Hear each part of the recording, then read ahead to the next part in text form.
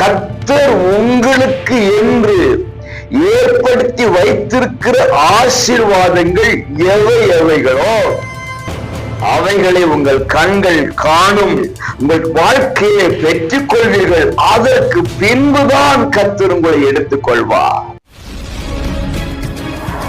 பிரியமானவர்களே, நல்லவர் இயேசுவின் இன்ப நாமத்திலே உங்களை மனதார வாழ்த்துகிறேன்.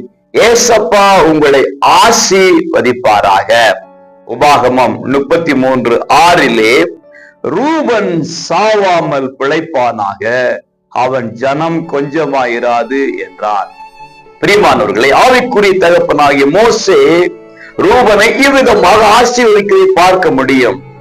சாவாமல் பிழைப்பானாக என்றால் அவனுக்கு சாவு வராது என்ற அர்த்தம் அல்ல. அடுத்த வாக்கியம் சொல்லுகிறது, அவன் ஜனம் கொஞ்சமாயிராது.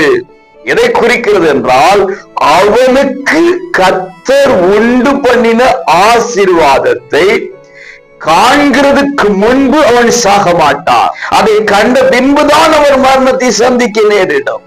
ஆகவே தேவனுடைய பிள்ளைகளே, கர்த்தர் உங்களுக்கு என்று ஏற்படுத்தி வைத்திருக்கிற ஆசீர்வாதங்கள் எவை எவைகளோ அவைகளை உங்கள் கண்கள் காணும், உங்கள் காதுகள் கேட்கும், உங்கள் இருதயத்திலே உணர்வீர்கள், உங்கள் வாழ்க்கையை பெற்றுக் கொள்வீர்கள். அதற்கு பின்புதான் கர்த்தர் உங்களை எடுத்துக் கொள்வார்.